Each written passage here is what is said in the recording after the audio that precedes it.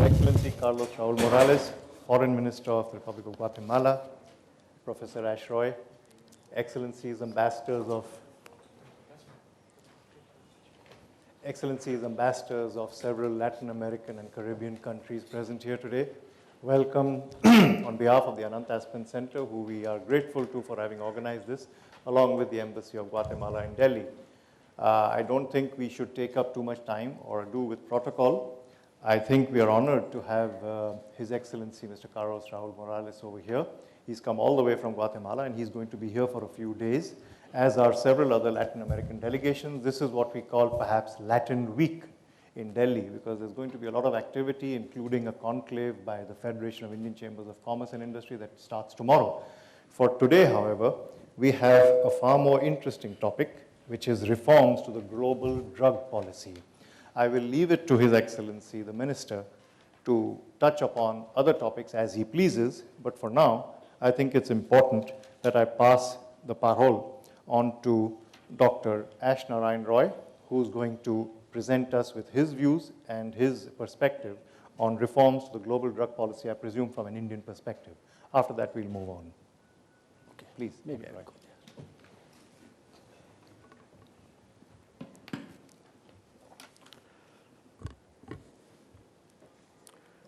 Good afternoon, buenas tardes. His Excellency Señor Carlos Raúl Morales, Minister of Foreign Affairs, Republic of Guatemala. His Excellency Señor Georges de la Roche, Ambassador of the Republic of Guatemala. Ambassador Deepak Bhojwani, Excellencies, distinguished invitees, ladies and gentlemen. It's a great honor and privilege for me to be sharing this dais with the Honorable Minister. Guatemala, the land of the eagle, the mountain where water gushes, and the land of eternal spring, is known more than anything else for its millennium culture.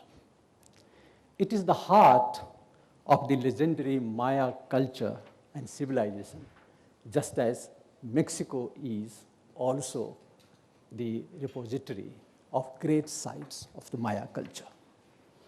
The greatest cities of the Maya culture flourished in Guatemala.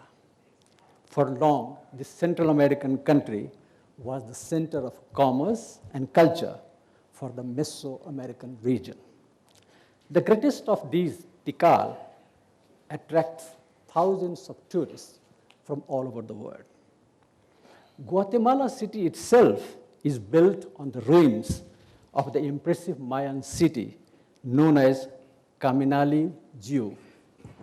World-famous Guatemalan writer and Nobel laureate Miguel Ángel Asturias too has written about the mysticism of the Mayas. Corn happens to be the staple food of many of us Indians. However, not many of us know that Guatemala is the place where corn was first cultivated. The Maya believed their creator gods made the first humans from white corn seed. In Mayan mythology, the maize god was decapitated at the harvest time, but reborn again at the beginning of the new growing season. In Guatemala, the Mayan culture still lives on, with a large number of people still speak the Mayan language and dialects, which has endured for thousands of years. Let me come to some other aspect. Guatemala's genius is its very survival. First, the Europeans and then the North Americans, particularly the United States, sought to trample through it, stealing the Indians' language, their gods, and their ravishing innocence. But Guatemala, and indeed Latin America, refused to play the victim. Its genius is not in giving up its gods, but taking the gods of the enemies at its own. Not just Guatemala, but the entire Latin America, since most of the invitees are here representing the different embassies. Latin America is a place of European intrigue, which became romance and ultimately marriage. That is the genius of the region. Of course, you will hear more from Honorable Minister about the unique drug policy that Guatemala advocates. The regional strategy that Guatemala has pursued towards the drug problem has led to heated discussion in global forums. I wished to simply touch it briefly to give it a Latin American perspective. For long, the Latin American region has been the laboratory of exciting socio-political experiments. Latin America, over the past decade or so, has seen intense period of constitutional reform. Almost every second country has changed its constitution, recast its polity to deepen democracy, to bring in elements of decentralized governance.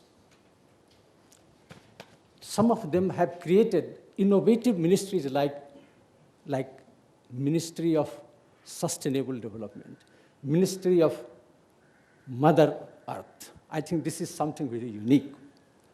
Even social movements in Latin America have come up with important slogans, something like "Ya basta," that is enough, "Que se vayan todos," everyone must go, and "Democracia real ya," real democracy.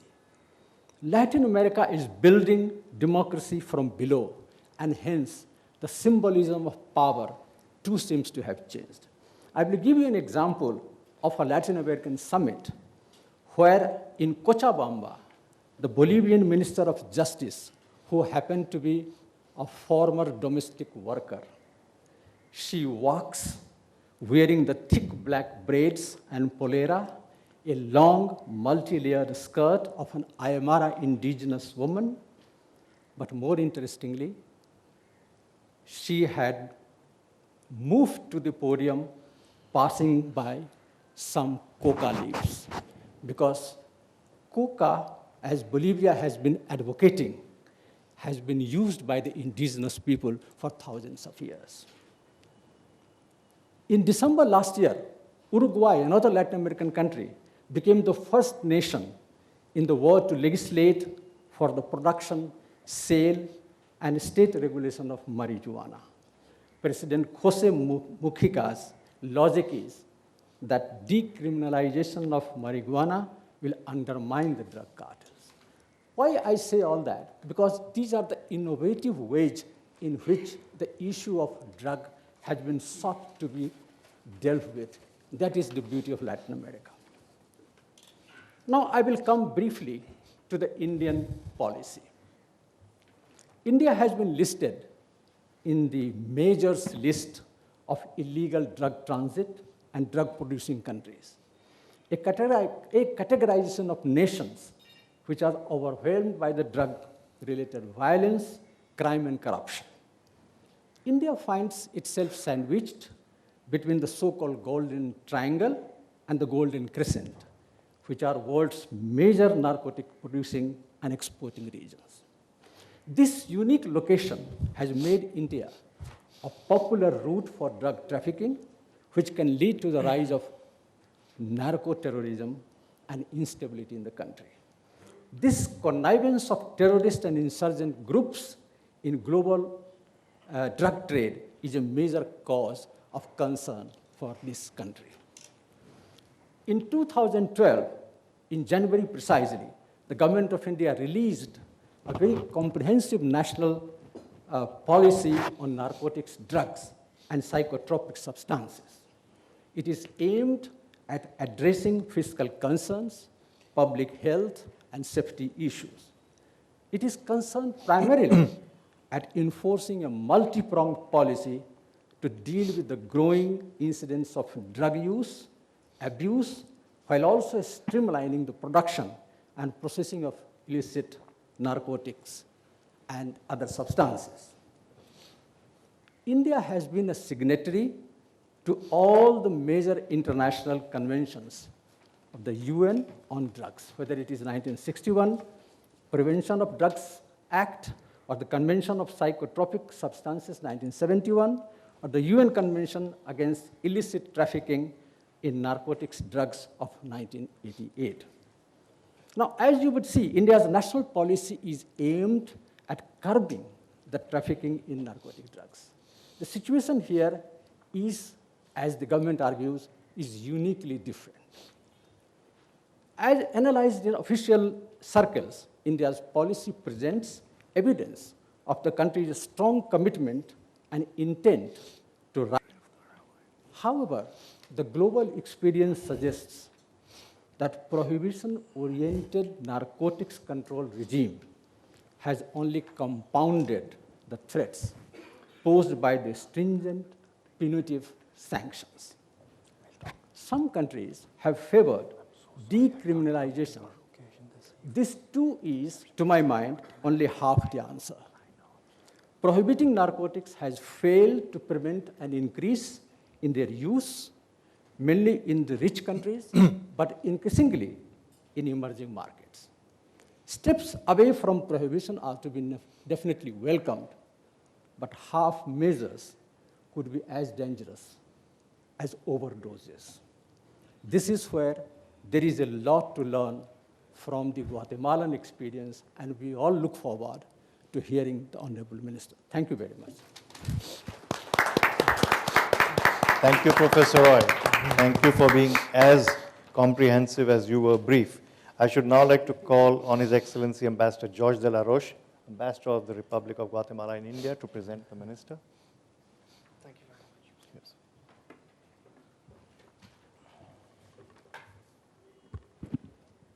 Good afternoon. Thank you very much. Buenas tardes, colegas. Thank you, everybody, for being present. It is my great honor to have with us the newly named Minister of Foreign Affairs of Guatemala, whose first trip abroad as Minister of Foreign Affairs has been to India. So this is his first trip in that capacity. Congratulations.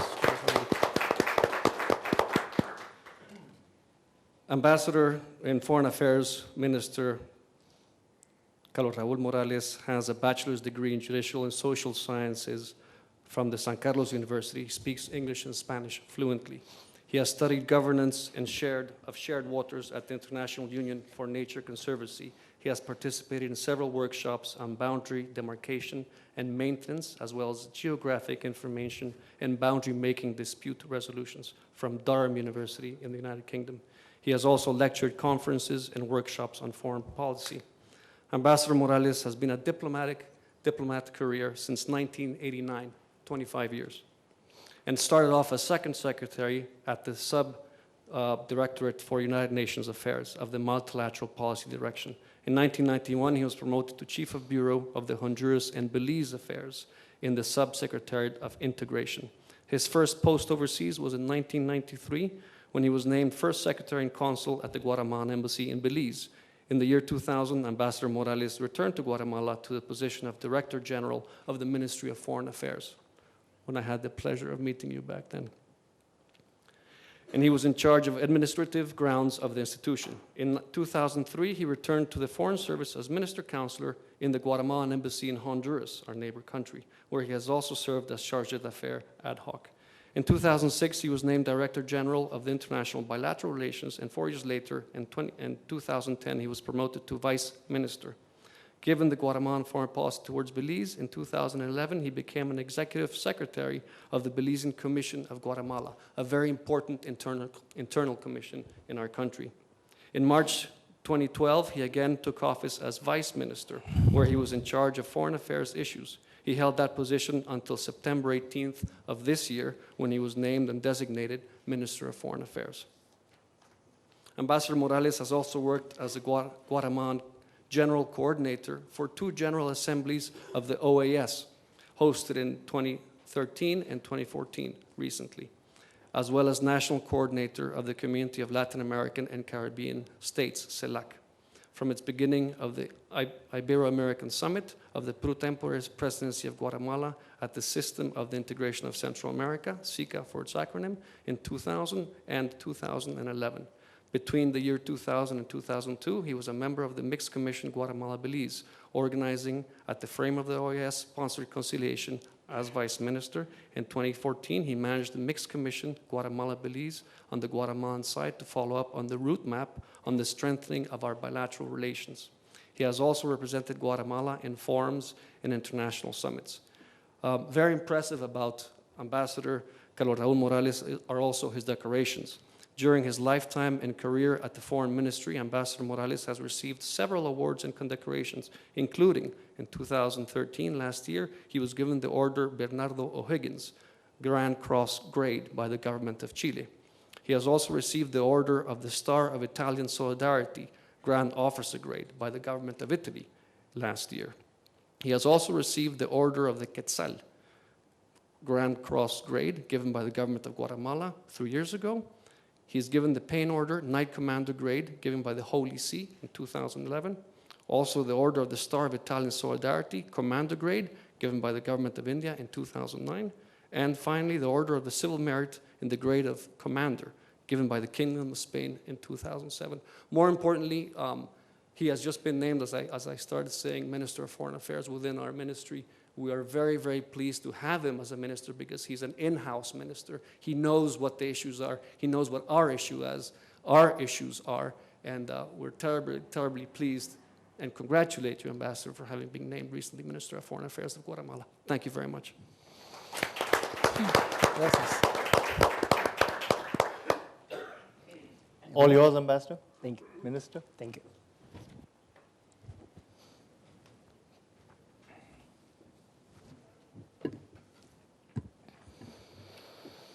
Ambassador Deepak Bohwani, Professor Ash Naren Roy, dear ambassadors, thank you to the Aspen Center, distinguished ladies and gentlemen, good afternoon to everybody.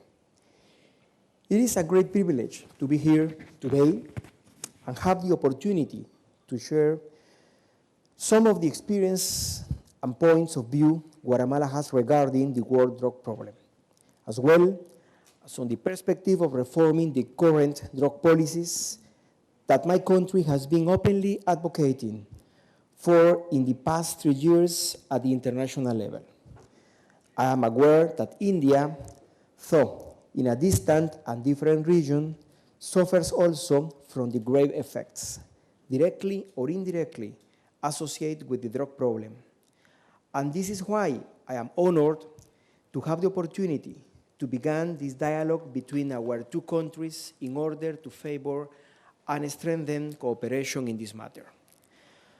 I want in first place to share with you why Guatemala has taken a leading role in promoting an international debate on the current prohibitionist drug regime. After the signing of the peace accords, peace agreements in my country in 1996, drug trafficking flourished as a grave threat to our society and democracy. The illicit traffic of drugs and the related organized crime impact in the increase of the average rate of homicides from 24 murders per 100,000 in 1999 to 46 murders per 100,000 in 2009. Although in the last 3 years, the rate of homicides has been reduced in almost 25%. The violent loss of lives associated to drug trafficking continues to have a significant weight in the data of violence-related death.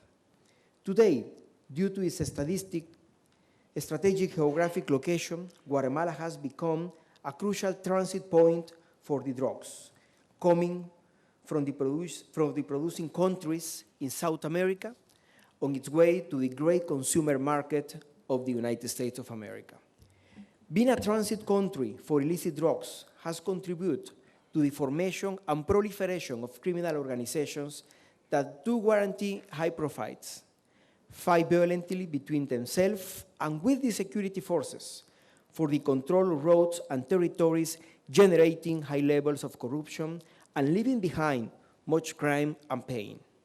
As an example, A study from 2011 by the World Bank estimates that criminal violence cost Guatemala $2.2 billion, equivalent to 7.7% of its GDP, add to a high opportunity cost to economical and social development.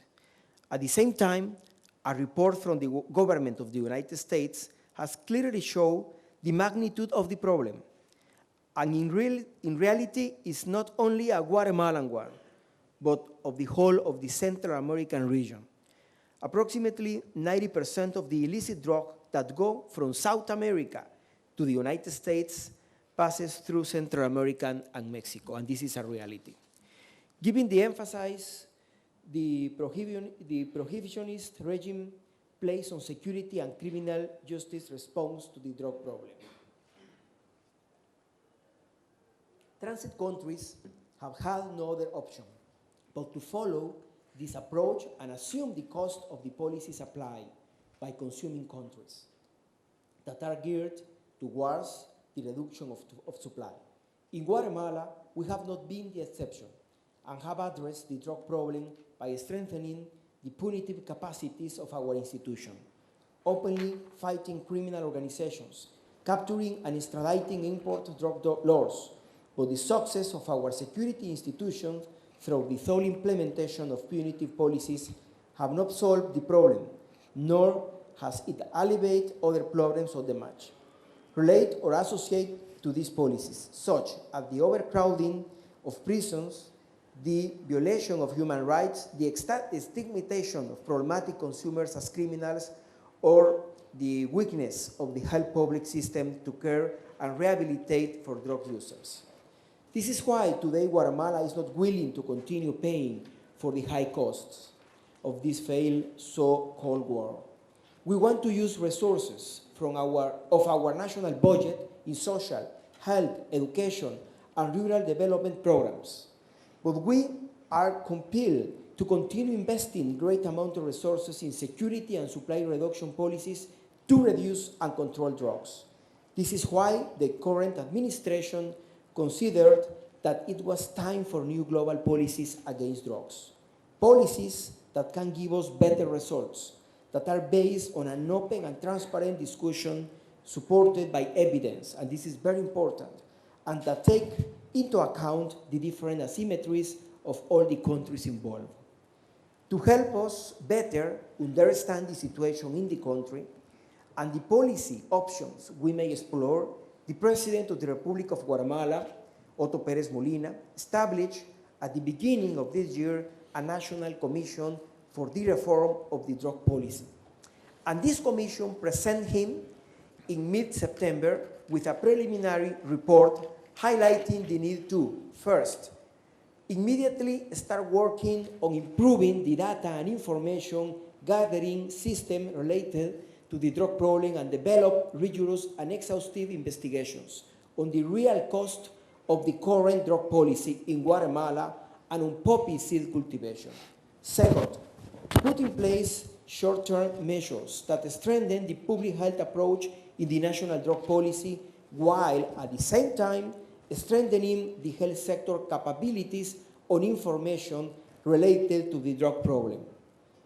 Third, establish an adequate balance between the excessive focus of current policies on supply reduction by incorporating policies targeting demand reduction. Four, explore the possibility of updating legislation on the matter of money laundering and confiscation to include as beneficiaries those institutions that implement demand reduction policies. But we are clear that unilateral actions or unilateral reforms will be of little effect, and that in order to achieve better results, we will need to reform at the international level current prohibitionist policies and strategies. For instance, Guatemala has underscored that the problem of drugs has different impacts and effects on different countries and regions. An important point that has to guide the discussions and debates on the reform of current drug policies. The asymmetries between countries, transit countries with low GDPs, versus consumer countries with very high GDPs can't be put aside when combating the different phases of the drug problem. This is something that was not taken into account when designing the current prohibitionist drug regime. And the small countries have had to make great effort and assume unjust and disproportionate costs in the war against drugs. This is why we consider that no matter how distant or different countries may seem, we have to promote an open dialogue on the negative effects current prohibitionist response to the war drugs problem have on our countries. India and Guatemala may share similar impacts, direct or indirect, and we may benefit from an open and frank dialogue on each other's experiences and policy options, identifying areas of cooperation as well as articulating political and diplomatic effort to broaden the debate on more effective war drug policies, including through the consideration of new approaches. It is in this vein that since February 2012, Guatemala has openly promoted the global debate on the war drug problem. We have promoted a public health, human rights, and harm reduction approach, an approach that won't criminalize addicts, that will provide them with real attention and rehabilitation options instead of stigmatizing and abandoning them to their own luck. We have also support for increased attention to the prevention of the consumption of drugs by our children and youth, instead of only arming and mobilizing the police and soldiers against drug traffickers. We have lobbied for the respect of the principle of proportionality in criminal law and for the crimes related to drugs, in particular consumption, not to have penalties bigger than those for homicides, kidnapping, and rape. We have, in sum, spoken for a paradigm shift, a new perspective that will give us better results while achieving the well-being of our societies as a whole. In sum, during the past 3 years, Guatemala has proposed the transformation of the traditional prohibitionist policies that are based and can't achieve the unrealistic goal of a drug-free world, of a world where no one consumes drugs, but being that the drug problem is a global one. Solutions must be found between all the countries involved, and for that, first, we need an open, democratic, transparent, and informed debate. This is, of course, doesn't mean putting aside the cooperation among states in the fight against transnational organized crime. On the contrary, this must be improved and strengthened, but within a framework that already starts reforming the current prohibitionist policies. With this in mind, it is important to mention that in the Americas, we have today an intergovernmental space at the Organization of the American States, where we have been discussing for the past 2 years this issue, and where a report on the drug problem in the region was issued and has served as a basis for a thorough debate and reflection on the future scenarios our countries may face depending on the policies that they choose to pursue. This report, to which all the countries in the Americas contribute, has given legitimacy and an expertise foundation to our debate. A debate that has allowed us also, under the framework of the Organization of American States, adopt 2 very important landmark documents. On the one hand, the Declaration of La Antigua Guatemala, for a comprehensive policy against the war drugs problem in the Americas, adopted by consensus, this is very important, from Canada to Argentina, by all the member states, and which the intergovernmental debate on the drug problem in the Americas was officially launched. This declaration highlighted not only the recognition of the complexities of the war drug problem, but also called for comprehensive and balanced policy in addressing the drug problem, with a public health and human rights approach, as well as to start exploring new models and alternative and effective strategies based on scientific evidence and knowledge. On the other hand, the more recent resolution of the Special General Assembly a month ago openly called for the updating of the plan of action of the hemispheric drug strategy on the basis of new approaches and key ideas such as the importance of the person and not the substance at the center of drug policies, the prevention and reduction of the social harms associated to drugs, the consideration for drug users of alternative measures to incarceration, as well as measures to reduce their stigmatization and the design and review of national plans based scientific evidence and knowledge. Therefore, today, as opposed to 3 years ago, we have very important achievements. The first one, an ongoing official intergovernmental debate on the drug problem in the region, in our hemispheric.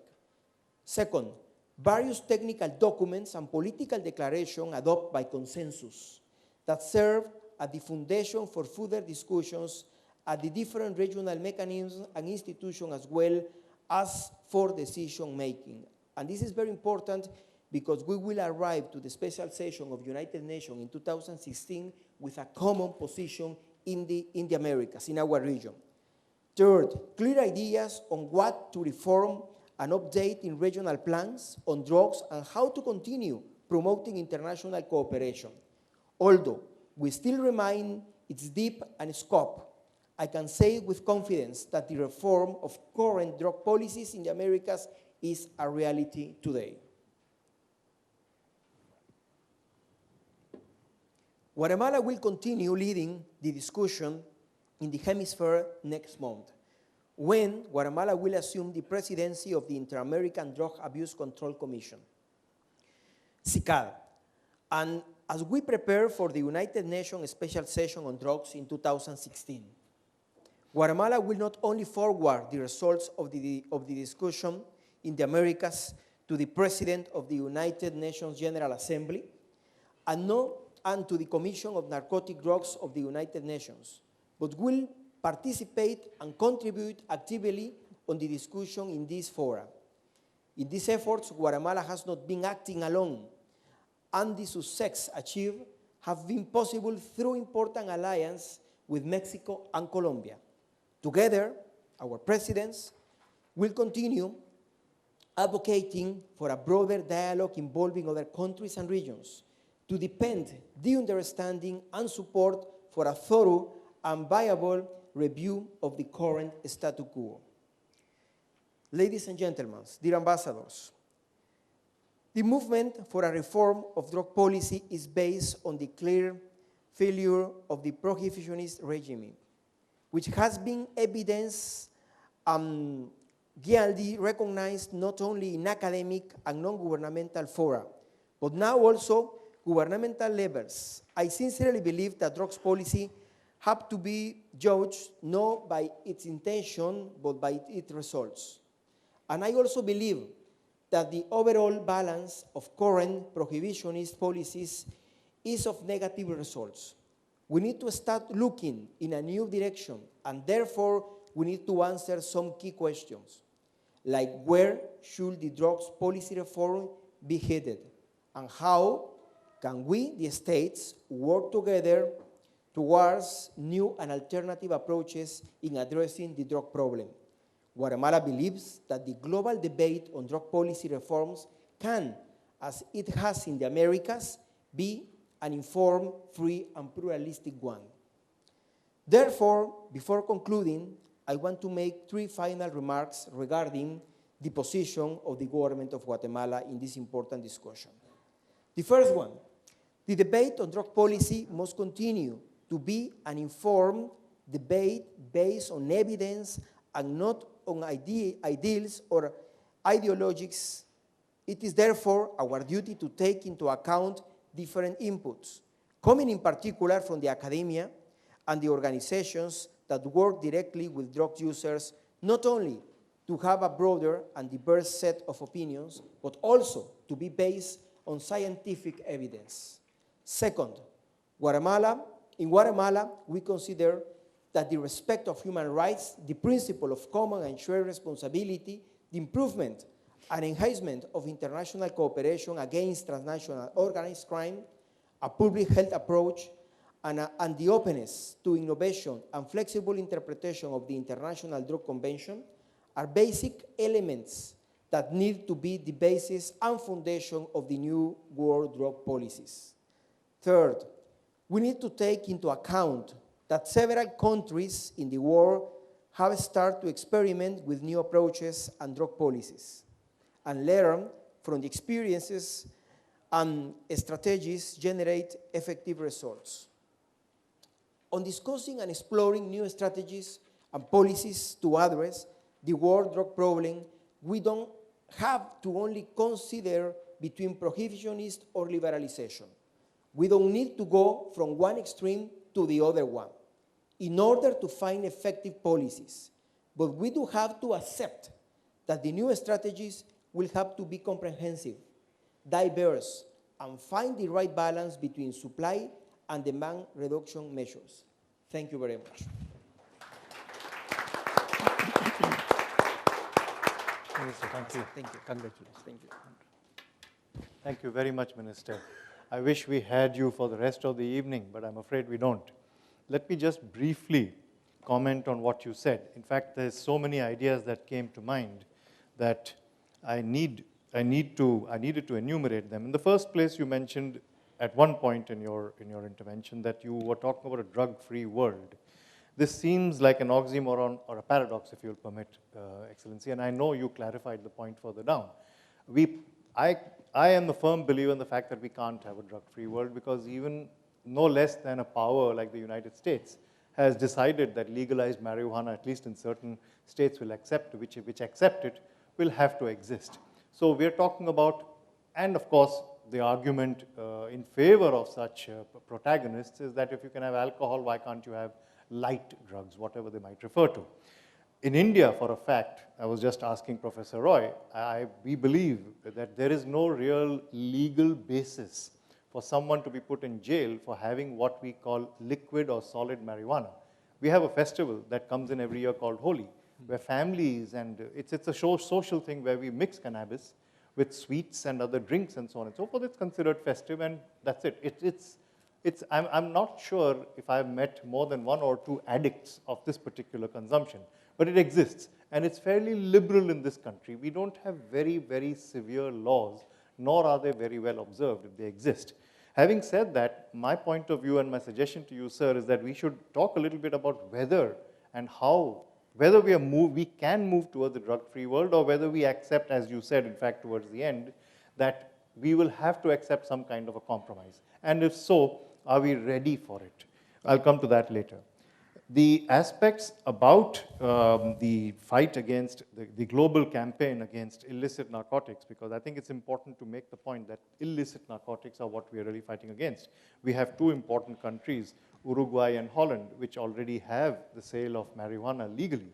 I was in Holland about 15 or maybe 18 years ago, and the only question that came to mind, because they have a menu asking you to choose, and for 10 guilders you could buy something that was very potent, I'm told. Now, how does the market work? Even the Dutch ambassador in Venezuela with me couldn't explain, because obviously they haven't organized the market. When I was in Uruguay last July, after they had passed the legislation and after President Mujica had in fact decreed that there would be permitted growth and consumption by certain clubs. You could be a member of a certain circle or a club, and your own consumption, your own growth could be consumed by you. I went to a pharmacy to ask if anyone could freely buy marijuana. They said the regulations are still in process. This was July, 3 months ago. And then the pharmacist, whose own wife, in fact, was somebody who suffers from a disease and marijuana could help her, said he was against the fact that the Uruguayan president or the Uruguayan government was thinking of legalizing this and having sale through pharmacies. He says, why can't you do it through the bar across the road?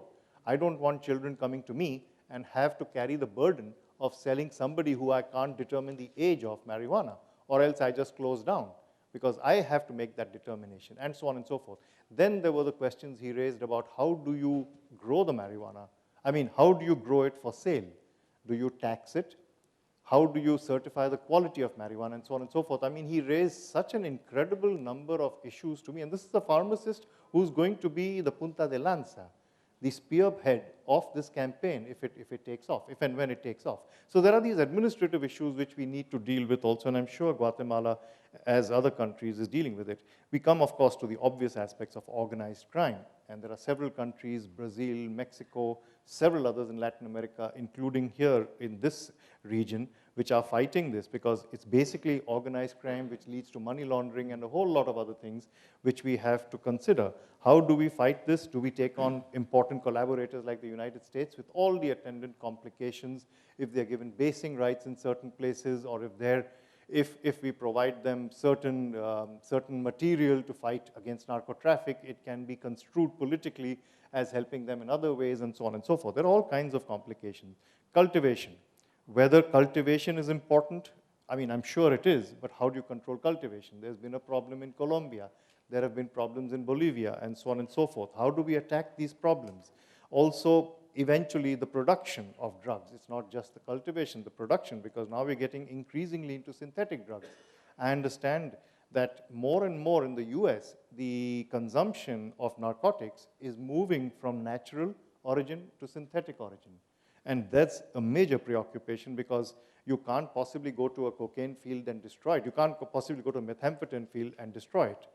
Then we have the demand side reduction. The Colombian vice president was in Geneva several years ago when I was in his country, and he told me that he had gone to Geneva and he had made an open statement that every joint that a young American smokes, or something figuratively speaking like that, is a bullet to the head of a young Colombian, and so on and so forth. So can we think of that? I'd like to I've thrown these ideas open for all of you, but what I would also like to touch upon, without wasting too much time, is the unfortunate aspect of my own government's tackling of this problem. Now, we have been a traditional cultivator of opium. In fact, till a few years ago, we were one of the only two countries, along with Turkey, who were legal producers of opium. We are now one of 5 or something like that. Nevertheless, our growth our growth of opium has been for medicinal purposes, but there's been a lot of leakages. So our focus has been really through the Narcotics Control Bureau to measure this production, which incidentally, opium in India is a legacy of the British. They cultivated opium here so they could control China, export it there, and so on and so forth. We weren't really, I presume, there was some history of narcotics consumption here, but that's how it started, and now it's become a little preoccupying because there is a little bit of leakage taking place, or some people say a lot of leakage taking place. Unfortunately, in India, what we've done is we've set up the Narcotics Control Bureau initially under the Customs and Central Excise umbrella. People who were supposed to be, like the British, controlling it for tax purposes. This then passed because of the aspect of narco-terrorism, which has assumed a greater dimension, perhaps, in this region than in Latin America, because it's really the terrorists who apparently are making use of these channels and this market to further their ends. And the Ministry of Home Affairs now seems to be in control. For the last several years, we've had a police officer or a former police officer who's in charge of the Narcotics Control Bureau. I wonder how it is in your country. Is it more a policing problem, or is it more a question of technically tackling the drug production and trafficking? Finally, again, regrettably, my country has entered into something like 30-odd agreements and MOUs with countries all over the world, in every continent except Latin America. I think, Minister, with your help, when you speak to our authorities, perhaps you could, and along with your other colleagues, you could push the fact that India and Latin America could have a lot in common, and we need to cooperate more. Thank you. If you allow me, Ambassador, let me explain something. Central American countries, Guatemala, of course, and Central American countries, and Mexico, of course, were in the middle of a corridor between South America and North America. In 2012, when we celebrate the Summit of the Americas in Cartagena de Indias, Colombia, President of Guatemala, Pérez Molina, proposed to the rest of presidents and prime ministers that the OAS prepare a study on the real situation. Because the first thing is we don't have the appropriate information. And we, at that moment, we need information to evaluate the situation. And this study, who was presented by Secretary General Insulza, a year later, in May 2013, to President Santos as a hoster of the Summit of the Americas. It's very interesting because you will find out very important information about the situation, about the problem. 84% of the cocaine that is produced in South America pass by Central American countries, not by the Caribbean, by Central American countries to North America. And this information is very important to know. My country, Central American countries, Mexico either, we are not considered of producer countries because the amount of drugs we produce is not significant. In my country, we produce, what's the name of poppies? Poppies. And, well, some marijuana, but that's it. But the violence that generates the transit of this illegal cocaine from South America to North America has a very high cost, very high cost. With Mexico and with Colombia, which we are working very close, we discussed already that we don't want to see, we don't want to be, we don't want the other countries see us as a countries that are looking for legalizing the marijuana, because this is not our proposal. Do you know, the media always interpreted in a different way our position. And this is definitely, we are not looking the legalization of the marijuana. This is not our proposal. We are more serious than that. When Guatemala organized the General Assembly of the OAS in 2013 in Antigua, Guatemala, we discussed 5 issues, and this is very important to explain. The first one is we discussed the importance to see the consumer, the subject that has consumed, as a subject of health public, and not as a criminal, as a person that is doing something against the law. This is the first thing. The second one, we need a policy focused on the human rights. No, not that consider the person as a person that is against the law. We need to focus everything on the human rights issue. The third one, we need to discuss about the illegal trafficking of arms, which is a big problem. The 90% of the arms we have in Central American countries and in Mexico are coming from the United States, and there is no control on this issue. And another issue is the laundering of the money, because the organized crime is still receiving the money from US and is still receiving the arms. Then we are giving to this organization arms and money, and there is not a state that can fight against this organization because they have a real power in the area. And the fifth one is the necessity to strengthen the state, every state, as an state promoting of the peace, not of the war. And this is important. These issues we discussed in Guatemala, at the General Assembly in Antigua, Guatemala, and we got a declaration, in my personal opinion, a very important declaration, because it was the first step to try to have a common position in the Americas. A year later, we organized another General Assembly that we just held in Guatemala a month ago, more or less, and we agreed three things, Ambassador, 3 things, which is very important to understand. The first one is the necessity to continue to collaborate against the organized crime. The point is that if we are trying to have a different approach, doesn't mean that we are going to leave the war against the drugs for legalize the drugs. This is 2 different, very, very different positions. We have to continue, we need to continue in the collaboration against this war. The second one, we need to have a flexibility on the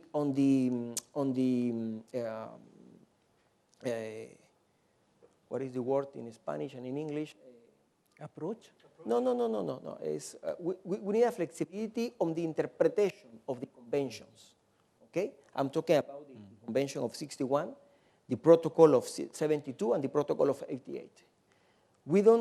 What happened is, if you read the conventions the conventions doesn't say it in any part of the conventions that we need a war against the drugs. Read it. I invite everybody to read the conventions. And the convention doesn't say that. It's an interpretation of some states that we need to militarize, for example, the war against drugs, which is the problem in Central American countries. Because we put a lot of money to the army, to the police, to criminalize. But this is not the way. If we read the conventions, we will realize that the convention doesn't say that. Then we need a flexibility on the interpretation. And we agree that in Guatemala, according, of course, to the circumstance of each country, to the political reality of each country, because we are very different. You mentioned Uruguay several times, and I will go to Uruguay later. But we have to, first of all, we need to see the reality of each country, which is different. Okay. And the third one, I think a very important agreement is the capacity of innovation of each country. Innovation in producing, in transit, and in consume. Every country has a different reality. We share the same problem, but in each country we have a different reality. Then the capacity of each country to innovate. We cannot apply the same form to the same problem in the whole world, because the result is what we have right now. Quite right. Only in Mexico, in the last government, the ambassador in Mexico is ambassador, we have something like 60,000 people that die because the war against the drugs. This is not possible. And I don't want to tell you the real date of the people that die every day in Central American countries because the operation of the cartels. We are very worried about these figures. Then we discuss these three issues, and of course, the idea is that according to the reality of each country, try to apply these three agreements. The idea, Ambassador, is try to arrive to the General Assembly of UN in 2016 with a common position. We need to arrive with a common position because this is very important. Because our region is one of the more affected regions in the world for this situation. You mentioned Uruguay several times. Uruguay, as Colorado, as Denver, as Virginia, is a big lab for us because we can see what will happen in these states. Of course, this Uruguay and these states in the United States has a different political situation, and it's not the same as Central American countries. But Uruguay, for example, is a transit country, but not as Central American countries are. Right. Because there is a transit from Uruguay, from South America to Africa, definitely, but not exactly in the same proportion, not exactly in the same way we are to the United States. More a consuming country in that sense. Could be, but we have a different situations. Right. We cannot take a decision like Uruguay take, because as we are the corridor to the United States, the situation could be a little bit different, We have to be careful what we will do. This is why the third agreement of the last General Assembly was try to innovate according to the reality of each country. Of course, Ambassador, the discussion to change or to reinterpret the conventions will begin in 2016. We are not going to get a final result in the General Assembly. This will be the beginning, because we know and we are aware about that we are not going to break the consensus of the conventions. The conventions, again, could be good, but what we need is we need to have a new consensus about which one is the way to solve this problem. But this is more or less the ideas I trying to explain. Thank you, Excellency. Professor, would you like to chip in with the Indian experience, perhaps, on NDPS? Just two quick points I wanted to add. One is in the particular context of India, we also have another domestic dimension that we see increasingly the left-wing, so-called left-wing activists or people, sections of people, the so-called Maoist violence that nearly 200 districts of India, lesser or a greater degree, are witnessing in 200 out of 460? 600. 600, plus, sorry, 600. Plus. Of course, this 200 is a little exaggerated, because whenever we count 200 districts undergoing such movement, we count even a single incident. So let's not say that it's 200, but even if it is, say, 50 odd districts, it's a serious problem that how Maoists are using the drug money and also with drug cartels to kind of destabilize the country. And I think that being the case, I think the government of India has to have a particular kind of policy. That is one point. The other point that I would like to say is very important that, as you very rightly mentioned, that how there can't be one size fits all, because the reality, even in Latin America, differs from country to country. And yet, in the present time, we need something to learn from the experiences of other countries. And that will also help us to build, as you have been emphasizing, the kind of broad consensus as to how do we approach the problem. What is very instructive, and I think the India will find it very interesting to hear from the Europe and Latin American perspective, that for a variety of reasons, Latin America has come out with novel experiments in various fields. And I think that advantage goes to Latin America because it is the so-called new world, but old states. It has a longer experience of nation building. It has also learned and relearned from its failures and successes and all that. So I think that is important, that one has to wait and watch and see how these policies yield the kind of desired result. And I think there will be a lot to pick up by way of chipping in here and there. So I think this is very important, and that's why I think the Indian government would find it quite interesting to hear from you as to how this new approach is being pursued and what are the expected results and also. That's all. Thank you, Professor Roy. If you don't mind, Minister, we'll go to the floor and ask if there's any questions. I see many hands raised. Let's give the first chance to the Ambassador of Bolivia. First of all, I'd like to congratulate and thank your efforts and such a great focus on this international problem. I would like to highlight two things that my country is doing. Because, first of all, we are producers of the coca leaf, but in our own fight, we have obtained the legal use of the coca inside the country as a big step that the convention is not a rigid wall and things can happen. For Indians to know, we are in the stage of doing a great scientific studies here in India of all the medicinal properties and nutritional properties of the coca leaf as a second issue, because we have to find the legal options to imagine all the use that can be done of the coca leaf on these two issues, on medicine and aliments on the world, after studies done in big labs. We are doing the approach here in India, which will be another thing. And the second thing, the dynamic of this mafia, now Bolivia is also a transit country. Because being us, the third producers of coca, Colombia, Peru as well, there are big regional markets such as Brazil or Argentina itself that also do go to Africa and end up in Asia on the cocaine problem. And the third important thing to highlight is our internal approach with non-violence. We completely agree on your third point, which is the regional innovation of what each country can do. And that's what we have done. We are not more with USAID or the DA are out of our country, and we have successfully dropped down the production of coca from 30,000 to 23 the last 2 years, to give a couple of examples.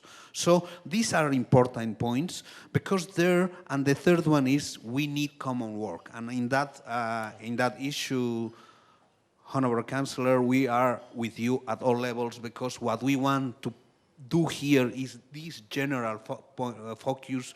Together we'll go farther, because it's not an own issue. As much as we can work together, we'll advance further. Thank you. Thank you. Ambassador of Peru wants to say something. We'll come back. You can make some comments later on. Yeah, sure. Yes, I would like to know the position of Guatemala about alternative development, because you didn't mention in your presentation, and I have some doubts about it. Thank you. Someone behind there? Yes, the High Commissioner of Guyana. Thank you very much.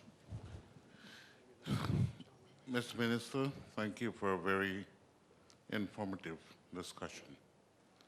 I think when you talked about the 5 points which were decided, you did make mention of the arms trade.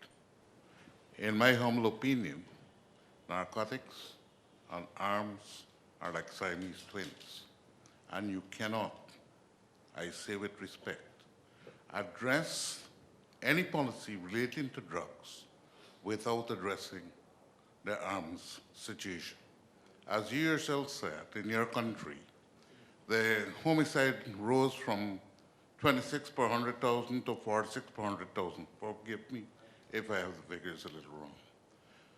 And I'm sure that many of those homicides were being committed with the use of firearms. I think you also mentioned that many of the countries, perhaps in Latin America, Central America, and even South America, are not arms-producing countries. Mm-hmm. But within very recent time of manufacture, firearms, illegal firearms, are found in those countries and in the hands of the drug cartels and their operatives. So we need to, in the policy aspect relating to drugs, we cannot ignore the arms and ammunition situation. One of the other things we need to, and I think you tangentially made mention of it, while we survey the forest, we ought not to lose sight of the trees. We will have a general policy, but each country will have its own peculiarities. And even border patrol, border control, and all of that might be very limited, leaving much to be desired because of the limited resources available to those countries. Mm-hmm. And if you were to look, you would have probably joint patrols involving the army and police personnel with substances. Some young people who perhaps might have been unfortunate, smoking a joint, get arrested, next thing they're lost away in prisons for at least not less than a year, 2-3 years. There's some minimum sentences. By the time they get out of prison, they are hardened criminals because there's no separate department, for the want of a better word, to address rehabilitation issues involving those young people. They're stigmatized when they come out. They see themselves without any proper future, so they get deeper into the narcotics, illegal drugs trade. One of the other aspects too, Minister, I don't want to take too long, I'll just wind up after this one. What are we doing about two things? One is the deportation aspect that countries in Latin America, South America, and the Caribbean face with deportees from America and some other metropolitan countries. These people have gone there from very tender age, get involved in whatever crimes, including drugs, arms, and ammunition. They're caught, convicted, deported because their papers aren't right. They know nobody in their home, quote-unquote home country, so they get into the arms of those who are criminal-minded, and they strengthen that force. The other thing is, too, you did mention about the demand and reduction supply. Very often you find America might make some resources available to some of the countries with limited resources to address the supply aspect of it. It will be appreciated that the supply and demand aspect are interrelated. What are they doing? And I respectfully submit, the policy ought to address the reformation of the policy. The Americans, and I'm using the Americans as an example only, position with respect to the demand aspect. And your talk, very interesting, has raised a lot of points, as Ambassador said, but I appreciate you cannot in 20, 25 minutes cover so much. You try to do some job work which the rain didn't fill in response to Ambassador Bojwani. But there are lots of issues with the drug policy. And I agree with you that the reforms are the crying need of the hour. The question is, how comprehensive can we deal with that, taking into consideration the peculiarities of the several countries? And we cannot forget the effect of Plan Colombia. The Americans were more interested. Commissioner, thank you very much. I would request you, if you don't mind, to pass to the Yes, next, because yes. we need, the minister has a very tight schedule. All right, that's why I said. I'm so sorry. No, Plan Colombia, Minister, you may wish to touch on that. Thank you. We just have time for one last question. I'm sorry, the treasury benches have got all the attention, but I'm sure you'll have time with the minister later. I'm K.C. Varma, worked with the government of India, but now the government of India is not responsible for what I'm saying. Number one, we are Please not... tell us in which capacity. Well, I was a policeman. I've worked with the Narcotics Control Bureau. I've been involved with some of the policy matters. I've been involved with enforcement. The one elephant in the room which nobody is mentioning is the fact that it is the American drugs on war, for which all of us have been paying a very high price. American war on drugs. Yes. And from where I'm sitting, what I heard was that we need a change or reform in the global drug policy because the cost is too high. Then, of course, we came to demand reduction and supply reduction. Unfortunately, the transit countries are part of the supply reduction chain. The demand reduction has to be done in the US of A. Mm-hmm. The way it is being projected, sir, we are not going to cut any ice in UNGAS 2016 by saying that the cost is too high. The INCB and the CND shall prevail. The only way out to go about it is to reduce the demand on the American side, take the way out, have a more liberal policy regarding the softer drugs so that we'll send them coca leaf. We don't have to send them cocaine. As regards, just a short comment on the position in India, the legal position in India is equally draconian. We've got an act which is distrusted by the judiciary because of the very stringent provisions. I could correct Professor Roy on a few issues pertaining to funding of the left-wing extremism in India, but I don't want to get into that. I'd like to restrict only to 2016 and how are we preparing for it. I think this is a totally wrong approach. That's my view. Thank you. Thank you. I think we'll leave it to the minister now We to... can receive another question. If you have the time, comments? Excellency, we have... ¿Sí? ¿Estamos apretados? Okay. Okay. Well, thank you. more time for you to... Okay. Ambassador de la Roche is telling me that we don't have time. Okay.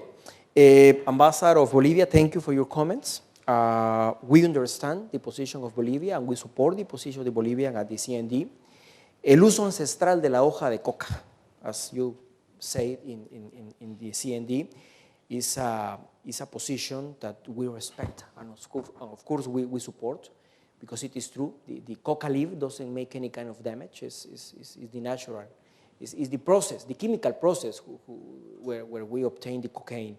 But you are right. We have a the situation inside Bolivia it's okay today, and we are working together because the Junta de Fiscalización of the UNODC of the CND we are working against this institution because every time we try to do something, we try to innovate. They come to our countries to tell us, well, this is not the way. This is why it's very important to have a flexibility on the interpretation of the convention. And this is why we are going to have the special session of UN in 2016. Because this how do you say in English? La JIFE. JIFE, the name, we call it in Spanish JIFE, to this Junta of Fiscalization. It's an institution of It's probably the interdiction board. It will Exactly. more interdiction. Exactly. We have all our countries have a very hard situation with this institution. Every time I go to Vienna, we have a meeting with these persons, But they say, no, the convention say that, and you cannot do something different. The process we will start in 2016. It will be a very long process. It's not going to be a short process. In Vienna, they see us as people that are looking for legalized marijuana or cocaine or something like that. And it's very hard trying to explain that this is not our objective. Our objective is more comprehensive. It's totally different. But it's going to be a very long process, Ambassador. But thank you, because your country has supported us. And really, we appreciate the support of Bolivia. We have to work. We have to have a common work. You say that, and this is very important. Ambassador of Peru, alternative development. In the case of Guatemala, we don't produce the coca leaf. We don't produce coca leaf. We produce poppies. Poppies? Yes, opium. Opium Opium comes from poppy.